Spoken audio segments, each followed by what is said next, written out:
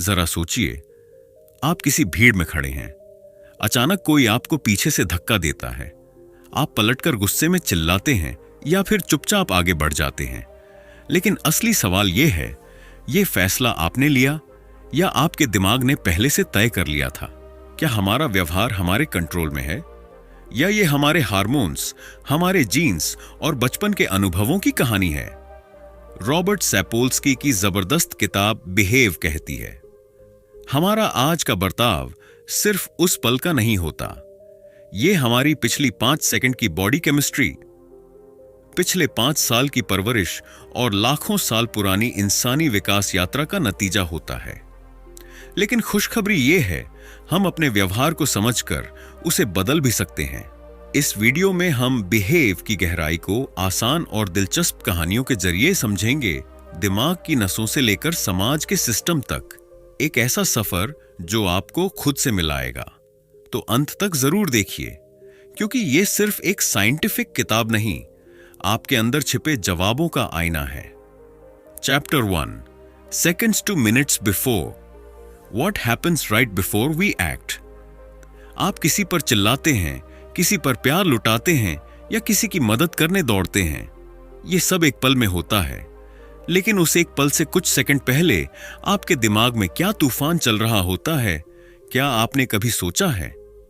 इस चैप्टर में सपोल्स्की बताते हैं, जब हम कोई भी काम करते हैं तो उस पल से कुछ सेकंड पहले ही हमारा दिमाग एक्टिव हो जाता है। जैसे ही कोई घटना होती है, अमिगडाला डर या गुस्से के लिए तैयार हो जाता है, प्रीफ्रंटल कॉर्टेक्स सोचता है क्या सही है, क्या गलत, और मिरर न्यूरॉन्स दूसरों की भावनाओं को पकड़ते हैं। मतलब आपका एक छोटा सा रिएक्शन भी आपके दिमाग के अलग अलग हिस्सों का कोऑपरेशन होता है, और वो भी बिजली की स्पीड से। सपोल्स्की का एक जबरदस्त मैसेज है, आपका दिमाग प्रोग्राम हो सकता है, लेकिन उसे रीप्रोग्राम भी किया जा सकता है। यानी अगर आप बार बार गुस्से में फटते हैं या डर में रुक जाते हैं, तो इसका मतलब यह नहीं कि आप कमजोर हैं। इसका मतलब यह है कि आपको अपने दिमाग के उस सिग्नल को पहचानना है और बदलना है। और यह पॉसिबल है ध्यान से, अभ्यास से और समझ से। आप रिएक्शन मशीन नहीं हो, आप समझदारी से रिस्पॉन्स देने वाले इंसान हो। और जब आप जान जाते हो कि आपके व्यवहार के पीछे क्या चल रहा है, तब आप खुद को बदलने की ताकत पा लेते हो। Chapter 2, hours to days before, the hormonal buildup. कभी आपने सोचा है, कुछ चीजें हमें अचानक परेशान क्यों कर देती हैं, जबकि वही बात किसी और दिन हमें जरा भी असर नहीं करती? जवाब छिपा है आपके हार्मोन में। इस चैप्टर में सपोल्स्की बताते हैं कि आपके व्यवहार पर असर डालने वाले हार्मोन जैसे टेस्टोस्टेरोन, कोर्टिसोल और ऑक्सीटोसिन पहले से ही धीरे धीरे तैयार हो रहे होते हैं। यानी जब आप किसी पर चिल्लाते हैं या किसी से प्यार जताते हैं, वो सिर्फ उस पल का रिएक्शन नहीं है। घंटों और कई बार दिनों पहले आपका शरीर उस मोमेंट के लिए तैयारी कर रहा होता है। कुछ हार्मोन जो आपके बिहेवियर को गहराई से बदलते हैं। एक कोर्टिसोल, स्ट्रेस हार्मोन। अगर आप लगातार तनाव में हैं, तो आप छोटी बातों पर भी फट सकते हैं। 2, टेस्टोस्टेरोन, ये अग्रेशन या बोल्डनेस को बढ़ा सकता है। 3, ऑन ऑक्सीटोसिन, इसे लव हार्मोन कहते हैं। ये आपको दूसरों से जुड़ने के लिए प्रेरित करता है। सपोल्स्की बताते हैं, बिहेवियर का स्टेज उस मोमेंट से बहुत पहले सेट हो चुका होता है। मतलब क्या है? अगर आप खुद को शांत, पॉजिटिव और बैलेंस्ड बनाना चाहते हैं, तो आपको सिर्फ उस पल को नहीं, बल्कि उस पल से पहले की पूरी तैयारी को भी सुधारना होगा। जैसे अपने स्ट्रेस को मैनेज करना, अच्छा खाना, अच्छी नींद लेना और ऐसे माहौल में रहना जो आपके हार्मोन को बिगाड़े नहीं। आपके हार्मोन आपको कंट्रोल करते हैं, लेकिन आप भी अपने हार्मोन को कंट्रोल करना सीख सकते हैं। आप फटने वाले इंसान नहीं, बल्कि समझदारी से रिस्पॉन्स देने वाले मास्टरमाइंड हो। Chapter 3, days two months before, neural development and experience. क्या आपने कभी सोचा है कि कोई इंसान छोटी सी बात पर टूट जाता है, जबकि दूसरा उतनी ही बड़ी मुसीबत में भी मुस्कुराता रहता है? फर्क होता है दिमाग की ट्रेनिंग में। और वो ट्रेनिंग एक दो दिन की नहीं होती, वो हफ्तों, महीनों और सालों की होती है। इस चैप्टर में सपोल्स्की बताते हैं कि हमारे व्यवहार को शेप करने वाला सबसे बड़ा रोल होता है हमारे पास्ट एक्सपीरियंसेस और न्यूरल डेवलपमेंट का। आपका दिमाग एक ईंटें जोड़कर बनने वाली इमारत की तरह है। हर अनुभव, हर आदत, हर सोच एक एक ब्रिक है। जब आप बार बार किसी चीज पर रिएक्ट करते हैं तो आपके दिमाग में वही रास्ता मजबूत हो जाता है। सपोल्स्की इसे कहते हैं न्यूरॉन्स की फायर टूथर वायर टूथर। मतलब जिस सोच और रिएक्शन को आप रोज दोहराते हैं वही आपकी आदत बन जाती है। एग्जाम्पल, अगर कोई इंसान बचपन से ही डर और धमकी के माहौल में बड़ा हुआ है तो उसके दिमाग ने सुरक्षा के लिए ज्यादा रिएक्टिव बनना सीख लिया है। और अगर कोई प्यार, समझदारी और सम्मान में बड़ा हुआ तो उसका दिमाग शांति और सोच समझ से जवाब देना सीख गया। तो अगली बार जब कोई आपसे कहे तू तो हमेशा गुस्से वाला है या तू तो बहुत इमोशनल है, तो जवाब में कहिए नहीं, ये मेरी सोच का परिदृश्य है जिसे मैं बदल सकता हूं। सपोल्स्की का सबसे एम्पावरिंग मैसेज यही है। आपका दिमाग एक प्लास्टिक की तरह लचीला है जिसे दोबारा आकार दिया जा सकता है। इसका मतलब आप चाहे गुस्से वाले हो, शर्मीले हो, डरपोक हो, ये सब परमानेंट टैग नहीं है। आप अपने दिमाग को रीप्रोग्राम कर सकते हैं अपने पास्ट के एक्सपीरियंस को फिर से इंटरप्रेट करके। लाइट बुलबुला क्या करें? नए अनुभव लें, अपनी कंफर्ट जोन से बाहर निकलें, नई सोचें मैं बदल सकता हूं वाली मानसिकता रखें। दिमाग को सिखाएं शांत रहना, सोचना और फिर जवाब देना। क्योंकि जितनी बार आप नए न्यूरल पाथवेज बनाते हो उतनी बार आप अपने पुराने पैटर्न्स को तोड़ते हो। आप जो आज हैं वो आपके अनुभवों का नतीजा हो सकता है, लेकिन आप जो कल बनेंगे वो आपके फैसलों का परिणाम होगा। आपका दिमाग कोई कैद खाना नहीं, वो एक खुली किताब है जिसे आप दोबारा लिख सकते हो। तो अगली बार जब आप किसी सिचुएशन में उलझें, खुद से पूछें, क्या ये मैं हूं? ये मेरे पुराने न्यूरल पैटर्न? और फिर चुनिए बदलना। चैप्टर 4, किशोरावस्था, टीन ब्रेन। कभी आपने किसी टीनेजर को देखा है? कभी बहुत खुश, कभी गुस्से में, कभी खुद को ही नहीं समझ पा रहे होते। लेकिन क्यों टीनेज में हम इतने उलझे रहते हैं? इसका जवाब छुपा है टीन ब्रेन में। सपोल्स्की इस चैप्टर में बताते हैं कि टीनेज का दिमाग एक ऐसी कच्ची मिट्टी की तरह होता है जो तेजी से बन भी रही होती है और टूट भी सकती है। टीनेज दिमाग में तूफान चल रहा होता है।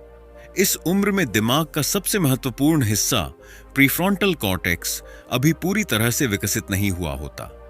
यही वो हिस्सा है जो हमें सिखाता है क्या सही है, क्या गलत, कब रुकना है, कब आगे बढ़ना है और अपने इमोशंस को कैसे कंट्रोल करना है। लेकिन क्योंकि यह हिस्सा अधूरा है, इसीलिए टीनेज में इंपल्सिव डिसीजंस ज्यादा होते हैं, रिस्क लेने की टेंडेंसी बढ़ जाती है और मूड स्विंग्स आम बात बन जाती है।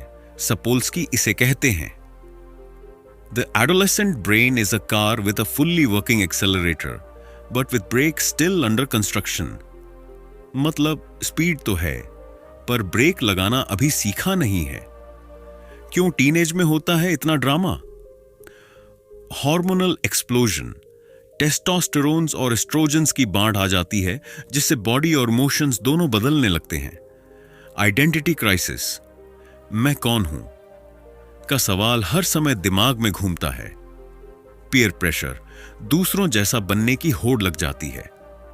इस सब के बीच टीनेजर्स को लगता है कि दुनिया उन्हें समझती नहीं और वो खुद भी खुद को नहीं समझ पाते। सपोल्स्की साफ कहते हैं टीनेज ब्रेन नहीं टूटा है, इट्स अंडर कंस्ट्रक्शन। यानी अगर आप एक टीनेजर हैं तो घबराइए मत, आप अकेले नहीं हो। और अगर आप पेरेंट हैं तो समझिए गुस्से की जगह धैर्य और संवाद जरूरी है। टिप्स जो टीनेज ब्रेन को दिशा दे सकते हैं: सेल्फ अवेयरनेस बढ़ाइए, अपने थॉट्स और फीलिंग्स को लिखिए, समझिए, इंपल्स कंट्रोल सीखिए, रिएक्ट करने से पहले थोड़ा रुकिए, सोचिए, हेल्थी हैबिट्स अपनाइए, गुड स्लीप, राइट फूड और फिजिकल एक्टिविटी से दिमाग को शांत रखिए, गाइडेंस लीजिए, किसी ऐसे व्यक्ति से बात कीजिए जिस पर भरोसा हो। अगर आप अभी उलझे हुए हैं तो याद रखिए, आप गड़बड़ नहीं हो, आप बन रहे हो। यह टीनेज आपकी सबसे बड़ी ताकत बन सकती है अगर आप इसे समझ लें और थोड़ा खुद पर भरोसा रखें। अगर आप एक टीनेजर हैं तो खुद को जज करना बंद कीजिए, और अगर आप किसी टीनेजर को जानते हैं तो उन्हें समझने की कोशिश कीजिए, क्योंकि एक टीन ब्रेन जब समझदार बनता है तब वो दुनिया को बदल सकता है। Chapter 5, early childhood, building the foundation. सोचिए, एक बच्चा जो बोल भी नहीं सकता वो बड़े होकर शांत स्वभाव का लीडर बनता है। वहीं दूसरा बच्चा हर समय डरता है, चिड़चिड़ा रहता है। क्या यह सब जन्म से तय होता है या फिर बचपन में जो देखा सुना झेला वही उसका भविष्य बना? सपोल्स्की इस अध्याय में कहते हैं, early childhood isn't just childhood, it's the blueprint of your life. मतलब बचपन वो दौर है जो सिर्फ यादों से नहीं बनता, पूरा जीवन उस पर टिका होता है। जब बच्चा पैदा होता है तब उसके दिमाग में लाखों करोड़ों न्यूरॉन्स होते हैं, लेकिन वो जुड़ते नहीं हैं। उनका नेटवर्क बनता है उसके अनुभवों से। सपोल्स्की बताते हैं, एक बच्चे का दिमाग स्पंज की तरह होता है, वो हर चीज सोख लेता है। मतलब प्यार मिला तो दिमाग ट्रस्ट बनाना सीखता है। अगर डर और मारपीट मिली तो फियर उसकी बेसिक प्रोग्रामिंग बन जाती है। मान लीजिए एक बच्चा हर दिन अपने घर में लड़ाई देखता है, उसका दिमाग सीखता है दुनिया एक खतरनाक जगह है।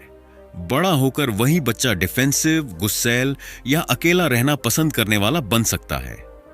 वहीं अगर किसी बच्चे को सुरक्षा, अपनापन और सुनवाई मिली तो उसका दिमाग खुद पर और दुनिया पर भरोसा करना सीखता है। सपोल्स्की कहते हैं, जितनी अधिक दुर्भाग्यशाली आपकी शुरुआती जिंदगी है, उतनी अधिक मुश्किल आपके दिमाग को शांति के लिए लड़ने के लिए होगी। बचपन में मिला तनाव, गरीबी, हिंसा या निग्लेक्ट, ये सब मिलकर कॉर्टिसोल, स्ट्रेस हार्मोन को बढ़ाते हैं। अगर कोई बच्चा रोज डरा हुआ रहता है तो उसके दिमाग का फियर सेंटर, अमिग्डाला, ज्यादा तेजी से डेवलप होता है और थिंकिंग ब्रेन, प्रीफ्रंटल कॉर्टेक्स, धीमा हो जाता है। इसका असर, वो बच्चा जिंदगी भर रिएक्टिव बन सकता है, सोचने से पहले रिएक्ट करता है, ट्रस्ट नहीं कर पाता। सबसे जबरदस्त बात यह है कि सपोल्स्की उम्मीद से भरे हुए हैं। वो कहते हैं, आपकी शुरुआती बचपन आपको आकार दे सकता है, लेकिन यह आपको परिभाषित करने के लिए बाध्य नहीं करता है। आपका बचपन आपका रास्ता तय कर सकता है, लेकिन मंजिल आप खुद चुन सकते हैं। यानी अगर आपने बचपन में दर्द देखा है तो आप उसे समझकर ध्यान, थेरेपी और नए अनुभवों से अपने दिमाग को दोबारा ट्रेन कर सकते हैं। रीप्रिंटिंग, खुद को दोबारा पालना। रीप्रिंटिंग का मतलब है जिस प्यार, सुरक्षा और सम्मान की आपको जरूरत थी लेकिन नहीं मिली, अब आप खुद को वही दे सकते हैं। खुद को माफ करना, खुद से दया से बात करना, खुद को गले लगाना, इमोशनली, ये सब आपके दिमाग को हील करता है। अगर आपका बचपन अंधेरा था तो आप वो मोमबत्ती बन सकते हैं जो दूसरों की राह रोशन करे। आप टूटा हुआ नहीं हो, आप गहरा हो, और गहराई से ही बदलाव आता है। आपका अतीत आपकी शक्ति बन सकता है अगर आप उसे समझना सीख जाएं। तो अगली बार जब आप अपने गुस्से, डर या अनचाही आदतों को देखें तो खुद को मत कोसिए। सोचिए वॉक्स, वो बीज कब बोए गए थे, और फिर तय करिए अब आप कौन सी जमीन में कौन से बीज बोना चाहते हैं। आपका बचपन आपकी कहानी का पहला चैप्टर था, लेकिन आखिरी नहीं। Chapter 6, prenatal environment before birth even begins. आपका गुस्सा, आपका डर, आपकी सहनशक्ति, क्या ये सब उस वक्त से शुरू हो गया था जब आप इस दुनिया में आए भी नहीं थे? अजीब लगता है ना? लेकिन साइंस कहती है इंसान का व्यवहार सिर्फ उसके जन्म के बाद नहीं, जन्म से पहले ही बनना शुरू हो जाता है। सपोल्स्की इस अध्याय में बताते हैं कि जब बच्चा मां के पेट में होता है तभी से उसके मस्तिष्क और व्यवहार के बीज बोए जाने लगते हैं। मां के पेट में पलने वाला बच्चा कोई खाली स्लेट नहीं होता। वो हर इमोशन, हर हार्मोन और हर सिग्नल को महसूस कर रहा होता है, चाहे वो खुशी हो या तनाव। सपोल्स्की कहते हैं, the womb is where biography begins. जिंदगी की कहानी मां के गर्भ से ही शुरू हो जाती है। एक रिसर्च में देखा गया कि जिन बच्चों की मां प्रेगनेंसी के दौरान किसी प्राकृतिक आपदा जैसे भूकंप या बाढ़ का शिकार हुई थी, उन बच्चों में ज्यादा एंजाइटी, कम इंपल्स कंट्रोल और बिहेवियरल प्रॉब्लम्स पाई गईं। क्यों? क्योंकि मां की चिंता और तनाव ने शरीर में कॉर्टिसोल, स्ट्रेस हार्मोन बढ़ा दिया और वो हार्मोन बच्चे के डेवलपिंग ब्रेन तक भी पहुंचा। अगर मां खुश, शांत और संतुलित है तो बच्चे का नर्वस सिस्टम भी स्टेबल बनता है। अगर मां दुखी, डरी हुई या दबाव में है तो बच्चा खुद को अनसेफ महसूस करता है। सपोल्स्की ये नहीं कहते कि हर चीज मां की गलती है, बल्कि वो समझाते हैं कि एक महिला का भावनात्मक और शारीरिक स्वास्थ्य सीधे तौर पर भविष्य की एक जिंदगी को शेप करता है। आप जो खाते हैं, जैसे जीते हैं, जैसी भावनाएं महसूस करते हैं, वो सब बच्चे तक पहुंचता है। पोषण की कमी दिमाग के विकास को रोक सकती है। नींद की कमी मां के दिमाग में तनाव बढ़ा सकती है, जो गर्भस्थ शिशु तक जाता है। झगड़े, गरीबी, हिंसा ये प्रीनेटल स्ट्रेस को कई गुना बढ़ा देते हैं। सपोल्स्की कहते हैं, हमारी जीन्स से ही नहीं, बल्कि वे जीन्स जिन पर पर्यावरण का प्रभाव पड़ता है, उन पर भी हमारी आकृति बनती है और यह प्रक्रिया गर्भ में ही शुरू होती है। क्या इसका मतलब है कि सब कुछ प्री डिटर्मिन्ड है? बिल्कुल नहीं। सपोल्स्की उम्मीद की बात भी करते हैं। वो कहते हैं कि प्रीनेटल इंपैक्ट सिर्फ एक शुरुआत है, पूरा भविष्य नहीं। Early disadvantages increase risk, not destiny. शुरुआती कठिनाइयां सिर्फ खतरे बढ़ाती हैं, किस्मत तय नहीं करती। क्या कर सकते हैं? अवेयरनेस। प्रेगनेंसी को एक मेडिकल नहीं, मानसिक और सामाजिक रिस्पॉन्सिबिलिटी समझें। सपोर्ट, मां को अकेले न छोड़ें। इमोशनल, फाइनेंशियल और फिजिकल सपोर्ट जरूरी है। Love and peace. मां को प्यार, सम्मान और सुकून मिले तो बच्चा भी स्वस्थ और खुश दिमाग लेकर आएगा। Motivational touch. एक मां के मन में जो भी चलता है वो सिर्फ उसके तक सीमित नहीं रहता, वो एक नई जिंदगी की नींव रख रहा होता है। इसलिए जब आप किसी बच्चे को मुस्कुराते हुए, शांति से भरे हुए देखते हैं तो जानिए, शायद उसकी मां ने अपने डर को सहकर उसे मुस्कुराहट दी है। मां सिर्फ जन्म नहीं देती, वो पूरी जिंदगी की स्क्रिप्ट लिखती है गर्भ में ही। और याद रखिए, हर बच्चा एक कहानी लेकर आता है, लेकिन वो कहानी मां के गर्भ में ही शुरू हो चुकी होती है। Chapter 7, genes and behaviour, nature, nurture and beyond. कभी आपने सोचा है, कोई इंसान जन्म से ही शांत स्वभाव का होता है और कोई गुस्सैल, कोई बचपन से ही बहादुर और कोई थोड़ा डरपोक। क्या यह सब उसके जीन्स में लिखा होता है? सपोल्स्की इस अध्याय में इसी सवाल को उठाते हैं। हम जो हैं वो हमारे जीन्स की वजह से हैं या हमारे माहौल की? बहुत समय से एक बहस चलती आ रही है, नेचर जन्मजात गुण बनाता है इंसान को या नर्चर परवरिश और अनुभव। लेकिन सपोल्स्की इस सवाल का सीधा जवाब नहीं देते, बल्कि कहते हैं, it's not nature versus nurture, it's nature through nurture. मतलब जीन्स का असर तभी होता है जब उसे सही या गलत माहौल मिले। मान लीजिए आपके पास 2 आम के बीज हैं, दोनों एक जैसे, लेकिन एक बीज उपजाऊ मिट्टी में लगाया, धूप, पानी और देखभाल दी तो वो हरा भरा पेड़ बना। दूसरे बीज को सूखी, पत्थर भरी जमीन में फेंक दिया गया तो वो या तो पनपा ही नहीं या अधूरा रह गया। बीज यानी जीन्स और मिट्टी यानी एनवायरनमेंट। आपके अंदर भले ही एग्रेशन का जीन हो, लेकिन अगर आपको प्यार, सहनशीलता और शांति वाला माहौल मिला तो वो जीन कभी एक्टिवेट ही नहीं होगा। जीन्स हमें एक प्रकार की प्रोबेबिलिटी देते हैं, लेकिन डेस्टिनी नहीं तय करते। सपोल्स्की कहते हैं, genes load the gun but environment pulls the trigger. मतलब जीन्स में लिखा है कि आप क्या बन सकते हैं, लेकिन माहौल तय करता है कि आप क्या बनेंगे। बिहेवियर जेनेटिक्स कैसे होता है असर? कुछ जीन्स आपको सोशल बनाते हैं, कुछ जीन्स में इंपल्सिव बिहेवियर की टेंडेंसी हो सकती है, लेकिन ये सब तब एक्टिवेट होते हैं जब बाहर से कोई ट्रिगर आए। इससे निकलता है एक दमदार मैसेज। आपका जेनेटिक मेकअप चाहे जैसा हो, आपके चॉइसेस, आपके माहौल और आपकी मेहनत से आप खुद को बदल सकते हैं। एपिजेनेटिक्स बताता है कि आपके जीन्स पर ताले होते हैं और आपके अनुभव, सोच और जीवन शैली से वो ताले खुल या बंद हो सकते हैं। आपके पूर्वजों ने जो झेला वो आपकी जीन्स में हो सकता है, लेकिन आप उस साइकिल को तोड़ सकते हैं। मेडिटेशन, कंपैशन, पॉजिटिव एक्सपीरियंस, ये सब आपके जीन्स के एक्सप्रेशन को बदल सकते हैं। Practical implication: 1. जजमेंट से बचिए। किसी को ये मत कहिए कि ये तो गुस्सैल पैदा हुआ है या ये तो कभी नहीं बदलेगा। 2. सेल्फ अवेयरनेस: अगर आपको कुछ टेंडेंसीज समझ में आ रही हैं, जैसे जल्दी डरना, जल्दी चिढ़ना, तो उन्हें पहचाने और उन्हें बदलने की योजना बनाएं। एनवायरनमेंट चुनिए, ऐसा माहौल, ऐसे लोग और ऐसे अनुभव जो आपके बेहतर वर्जन को बाहर लाएं। आपका डीएनए आपकी कहानी की शुरुआत है, अंत नहीं। आपका जन्म आपकी संभावना है, पहचान नहीं।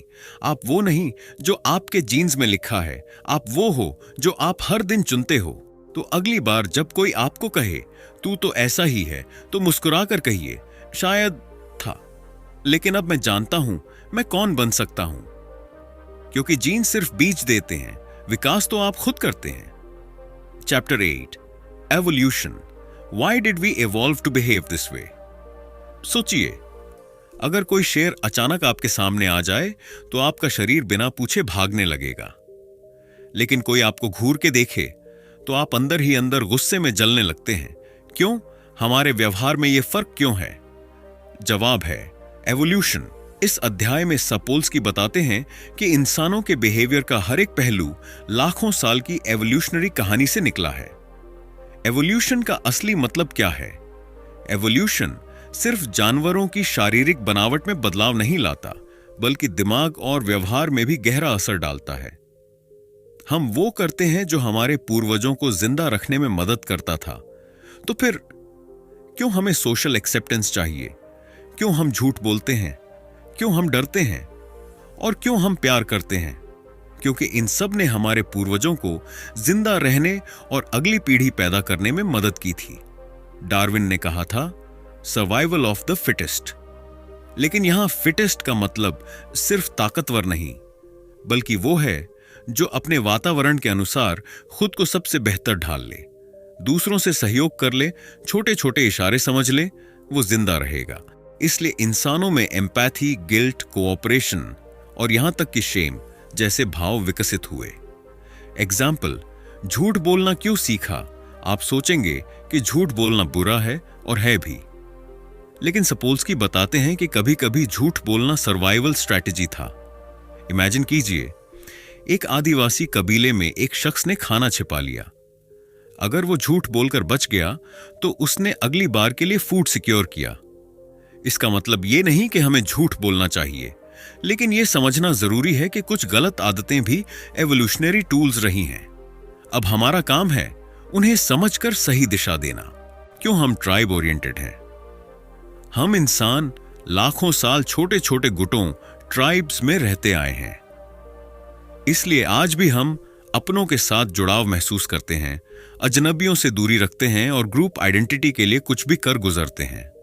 यही बात कभी हमें प्यार, अपनापन देती है और कभी बायस, रेसिज्म और वायलेंस तक ले जाती है। सपोल्स्की कहते हैं, एवोल्यूशन ने हमें ट्राइब से जोड़ा, लेकिन अब हमें इंसानियत के ट्राइब से जुड़ना सीखना है। हमारे बिहेवियर के पीछे का डिजाइन तो लाखों साल पुराना है, लेकिन आज की दुनिया एकदम नई है। आज हम स्क्रीन पर लड़ते हैं, मीम्स पर गुस्सा होते हैं और ट्रैफिक में पैनिक करते हैं, लेकिन हमारा दिमाग अब भी जंगल के खतरे को महसूस करने के लिए बना है। यही मिसमैच आज की एंजाइटी, स्ट्रेस और बिहेवियरल इश्यूज की जड़ है। तो समाधान क्या है? सपोल्स्की का मैसेज क्लियर है। एवोल्यूशन ने आपको एक बेसिक टूल किट दी है, लेकिन अब आपको खुद ये तय करना है कि कब और कैसे उस टूल किट का इस्तेमाल करें। जैसे मेडिटेशन आपको उस रिएक्शन से रोक सकती है, जैसे एम्पैथी आपको अपने ट्राइब से बाहर वालों को अपनाने में मदद करती है, और जैसे लर्निंग आपको अपना पुराना डिजाइन बदलने की ताकत देती है। आपका दिमाग लाखों साल पुरानी कोडिंग से बना है, लेकिन आज आपके पास उसे रीराइट करने की ताकत है। आपके पूर्वजों ने सर्वाइवल के लिए जिया, आप अब पर्पस के लिए जी सकते हैं। आप बस एवोल्यूशन के प्रोडक्ट नहीं हैं, आप खुद की एवोल्यूशन बना सकते हैं। तो अब जब अगली बार आपका गुस्सा, डर या जलन आप पर हावी हो, तो एक पल ठहर कर सोचिए, क्या यह बिहेवियर आज के लिए है या हजारों साल पुरानी प्रोग्रामिंग है? Chapter 9, us versus them, the biology of tribalism. कभी सोचा है, जब कोई हमसे अलग दिखता है, अलग सोचता है या अलग पहनावा रखता है, तो हमें अजीब क्यों लगता है? यह जजमेंट कहां से आता है? इसका जवाब है हमारे दिमाग का ट्राइबल वायरिंग। रॉबर्ट सपोल्स्की इस अध्याय में बताते हैं कि हमारा मस्तिष्क हम और वे यानी अस वर्स देम में लोगों को बांटने के लिए एवोल्यूशनरी रूप से डिजाइन हुआ है। मान लीजिए आप एक गांव में रहते हैं जहां सिर्फ आपकी ही जाति, भाषा और पहनावा चलता है। एक दिन कोई बाहर का व्यक्ति आता है, अलग बोली, अलग चेहरा, अलग कपड़े। अचानक मन में संदेह पैदा होता है, कौन है ये? हमारे जैसा क्यों नहीं है? इस पर भरोसा करूं या नहीं? यह शक आपके अनुभव से नहीं, बल्कि पुराने एवोल्यूशनरी डर से आ रहा है जो हजारों साल से चला आ रहा है। ब्रेन में ट्राइबलिज्म कैसे काम करता है? सपोल्स्की कहते हैं, हमारा दिमाग कुछ मिलीसेकंड में तय कर लेता है कि सामने वाला हमारा है या पराया। यह जजमेंट होता है चेहरे के फीचर्स पर, त्वचा की रंगत पर, भाषा, लहजे और हाव भाव पर। और सबसे चौंकाने वाली बात, ये सब फैसले हम बिना सोचे करते हैं। अस वर्सेस देम कहां से आया? पुराने समय में सर्वाइवल के लिए इंसानों को छोटे छोटे ग्रुप्स या ट्राइब्स में रहना पड़ता था। इन ग्रुप्स में हम वाले एक दूसरे की रक्षा करते थे, वे वाले खतरे माने जाते थे। एवोल्यूशन ने यही सिखाया, अपनों को बचाओ, बाहर वालों से सावधान रहो। समस्या यह है कि आज की मॉडर्न दुनिया में वो बाहर वाले अब कोई खतरा नहीं है, लेकिन हमारा ब्रेन अब भी वैसे ही रिएक्ट करता है। एग्जाम्पल, एक फुटबॉल मैच में दो टीमें हैं, इंडिया वर्सेस पाकिस्तान। एक आम फैन भी ऐसे रिएक्ट करता है जैसे उसकी खुद की जिंदगी उस मैच पर टिकी हो। हमारी टीम ही जीतनी चाहिए। उनकी टीम मतलब दुश्मन है। क्यों? क्योंकि यह सिर्फ गेम नहीं है, यह ट्राइबल आइडेंटिटी बन चुकी है। हम यानी अपनी पहचान, वे यानी खतरा। बायोलॉजी क्या बताती है? सपोल्स्की बताते हैं कि जब हम अपने ग्रुप के लोगों को देखते हैं तो हमारे दिमाग में डोपामीन और ऑक्सीटोसिन जैसे केमिकल्स निकलते हैं जो बॉन्डिंग और ट्रस्ट बढ़ाते हैं। लेकिन जब हम वे वाले को देखते हैं तो फियर और अग्रेशन के केमिकल्स एक्टिवेट हो जाते हैं, जैसे कि वो दुश्मन हो। इसका मतलब हमारा दिमाग लिटरली अलग तरीके से काम करता है, हम और वे के लिए। प्रॉब्लम कहां है? यही बायस धर्मों में टकराव लाता है, जातियों में भेदभाव लाता है, देशों में युद्ध कराता है। और सबसे दुखद बात, कई बार हम वे को इतना डिह्यूमनाइज कर देते हैं कि हमें उनकी सफरिंग भी महसूस नहीं होती। कैसे बदलें इस सोच को? सपोल्स्की का कहना है कि ट्राइबल बायस को समझकर ही हम उसे बदल सकते हैं। कुछ सॉल्यूशंस, एक्सपोजर थेरेपी। जब हम वे लोगों से मिलते हैं तो हमारा दिमाग उनकी तरफ सॉफ्टन होने लगता है। शेयर्ड गोल्स, जब दो विरोधी एक ही टीम में होते हैं तो हम और वे का फर्क मिट जाता है। एम्पैथी ट्रेनिंग, दूसरों की जगह खुद को रखकर देखना। आपके दिमाग ने आपको हम बनाम वे में सोचने की आदत दी है, लेकिन अब समय है एक नई ट्राइब बनाने का, जहां हर इंसान हम है। एक सच्चा इंसान वो है जो अपने दायरे को बढ़ा सके और हर चेहरे में अपना चेहरा देख सके। अगली बार जब आप किसी को अलग महसूस करें तो खुद से एक सवाल पूछिए, क्या ये असल खतरा है या सिर्फ मेरे दिमाग का evolutionary illusion? Chapter 10, hierarchy, the influence of status on behaviour. क्या आपने कभी गौर किया है, जब कोई इंसान ऊंचे पद पर पहुंचता है तो उसका बर्ताव बदल जाता है? वही इंसान जो पहले विनम्र था अब थोड़ी घमंड से बोलने लगा। क्यों? क्योंकि पावर यानी स्टेटस हमारे दिमाग की वायरिंग ही बदल देता है। इस चैप्टर में सपोल्स्की हमें समझाते हैं कि कैसे इंसानी हायरार्की यानी स्टेटस सिस्टम हमारे सोचने, महसूस करने और एक्ट करने के तरीके को अंदर से बदल देता है। पुराने जमाने में जानवरों में भी हायरार्की थी। एक अल्फा चिंपैंजी सबसे ऊपर होता था, सबसे पहले खाता था, सबसे ज्यादा मेट करता था और सबसे ज्यादा रिस्पेक्टेड होता था। इंसान भी अलग नहीं है। आज भले ही हम सूट्स पहनते हों और लिंक्डइन पर रहते हों, पर स्टेटस के पीछे हमारी दौड़ अब भी वैसी ही है। सापोल्स्की बताते हैं कि स्टेटस हमारे ब्रेन केमिस्ट्री को इंपैक्ट करता है। हाई स्टेटस व्यक्ति में सेरोटोनिन लेवल्स ज्यादा होते हैं, जिससे आत्मविश्वास और सुकून बढ़ता है। डिसीजन मेकिंग बोल्ड हो जाता है। लो स्टेटस व्यक्ति में स्ट्रेस हार्मोन कॉर्टिजोल बढ़ जाता है, जिससे एंजाइटी, डर और डिसीजन पैरालिसिस होता है। यानी स्टेटस कोई इल्यूजन नहीं, वो लिटरली आपके दिमाग को केमिकल लेवल पर बदल देता है। एग्जाम्पल से समझिए, एक ऑफिस में 2 कर्मचारी हैं, राहुल जो टीम लीडर है और मोहित जो फ्रेशर है। राहुल कॉन्फिडेंट है, बात करते समय बोल्ड रहता है, मीटिंग्स में खुलकर बोलता है। मोहित इंटेलिजेंट होते हुए भी हमेशा डरा रहता है, हेजिटेट करता है और खुद को अंडर कॉन्फिडेंट महसूस करता है। यह फर्क सिर्फ एक्सपीरियंस का नहीं, बल्कि स्टेटस का भी है। हायर स्टेटस जेकेएक्स ज्यादा फ्रीडम, लोअर स्टेटस जेकेएस्ट ज्यादा रिस्ट्रिक्शन। स्टेटस सिर्फ काम की इफिशिएंसी नहीं, बल्कि भेदभाव और अन्याय की जड़ भी बन सकता है। स्टडीज दिखाती हैं कि हाई स्टेटस लोग दूसरों की फीलिंग्स कम समझते हैं, ज्यादा इंटरप्ट करते हैं और कभी-कभी अनैतिक चुनाव लेने लगते हैं, क्योंकि पावर इंटॉक्सिकेट्स, वो दिमाग को लिटरली नम कर देती है। तो क्या स्टेटस बुरा है? नहीं। सपोल्स्की कहते हैं स्टेटस खुद में बुरा नहीं है, लेकिन जब हम उसे आइडेंटिटी बना लेते हैं, सुपीरियॉरिटी समझने लगते हैं, वहीं से समस्या शुरू होती है। असल लीडर वही है जो स्टेटस पाकर भी ग्राउंडेड रहे, जो पावर का इस्तेमाल डराने में नहीं, एम्पावर करने में करे।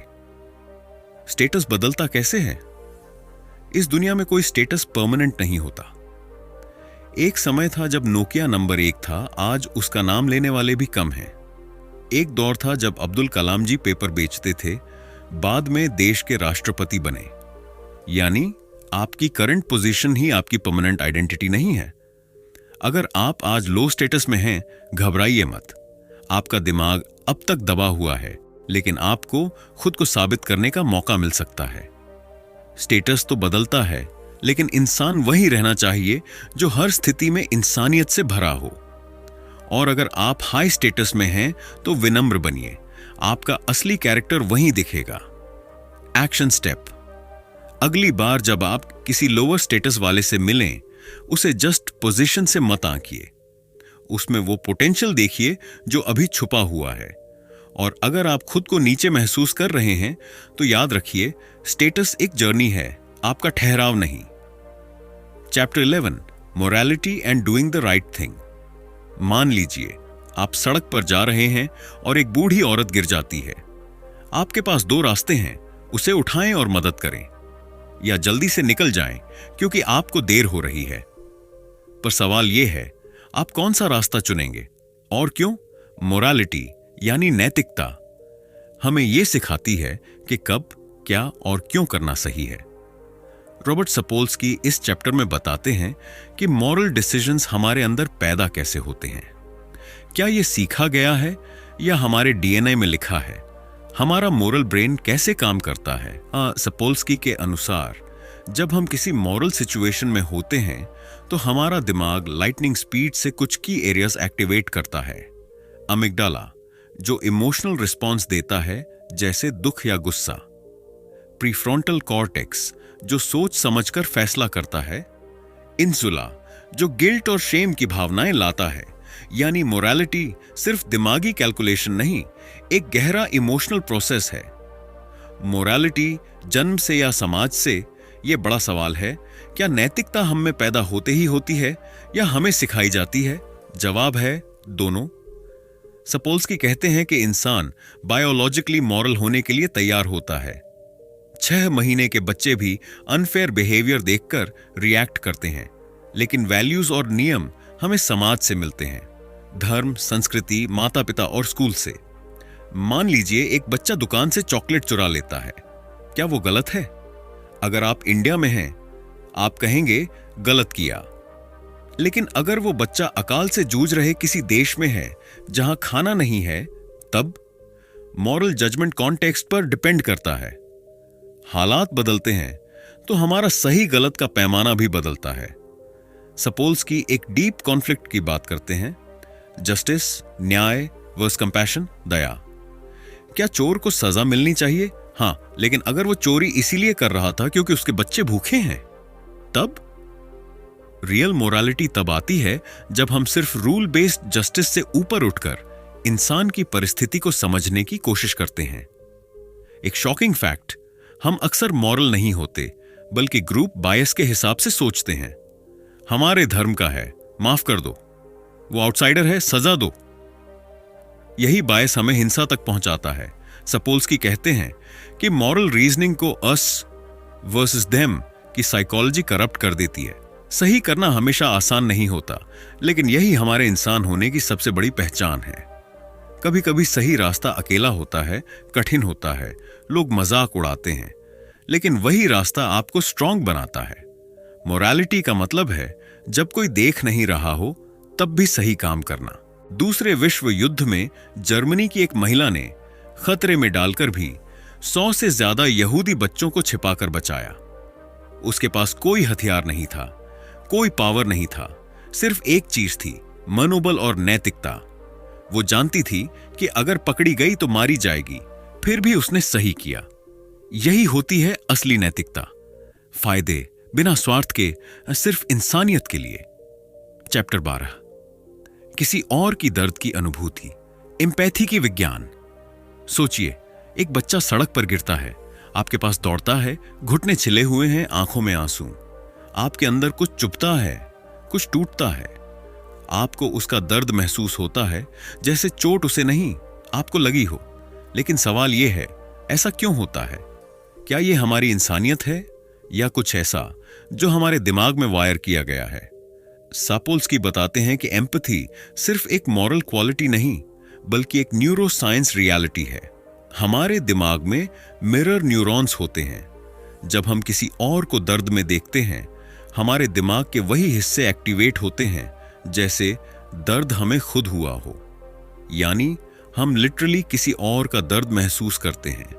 एक स्टडी में जब लोगों को स्क्रीन पर किसी और को जलते हुए हाथ को देखा गया, उनके खुद के पेन सेंसर्स एक्टिवेट हो गए। मतलब एम्पैथी एक इल्यूजन नहीं, एक फिजिकल अनुभव है।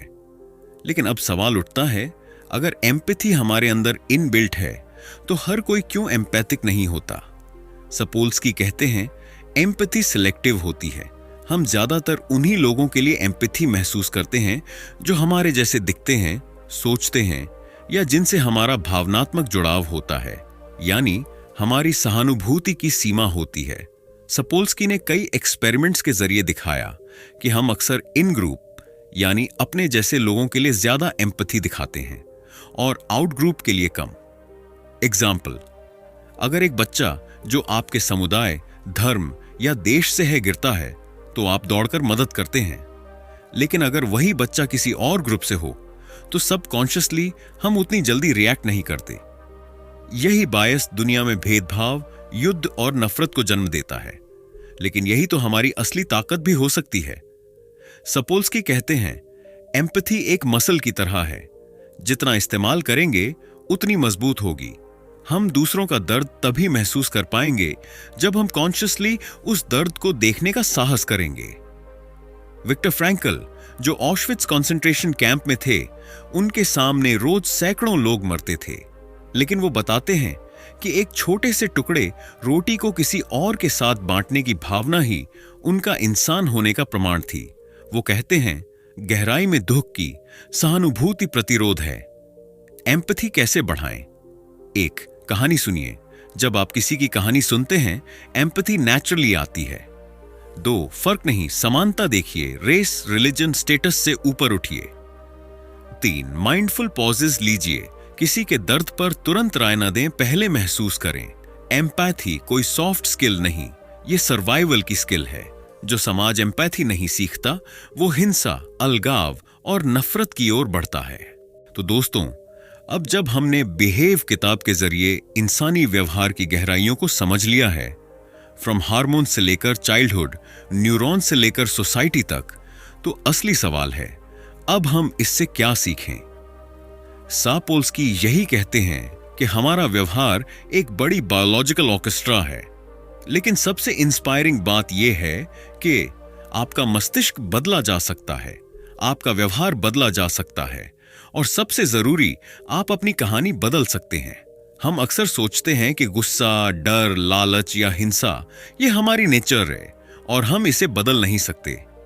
लेकिन सच ये है कि ये सब सीखा गया है, और जो सीखा गया है वो बदला भी जा सकता है। जब हम ये समझते हैं कि हमारा बिहेवियर कैसे बनता है, जेनेटिक्स, हार्मोन्स, अपब्रिंगिंग, एनवायरनमेंट, तो हम दूसरों को जज करने की बजाय समझने की कोशिश करते हैं। और जब हम खुद को समझते हैं तो हम अपने ही इमोशनल रिएक्शंस को भी काबू में रखना सीखते हैं। सोचें कि इसका रूट कॉज क्या है, या जब कोई गलत काम करे तो इंस्टेड ऑफ सिर्फ पनिशमेंट देने के, हम ये समझें कि उसकी बैकग्राउंड क्या थी।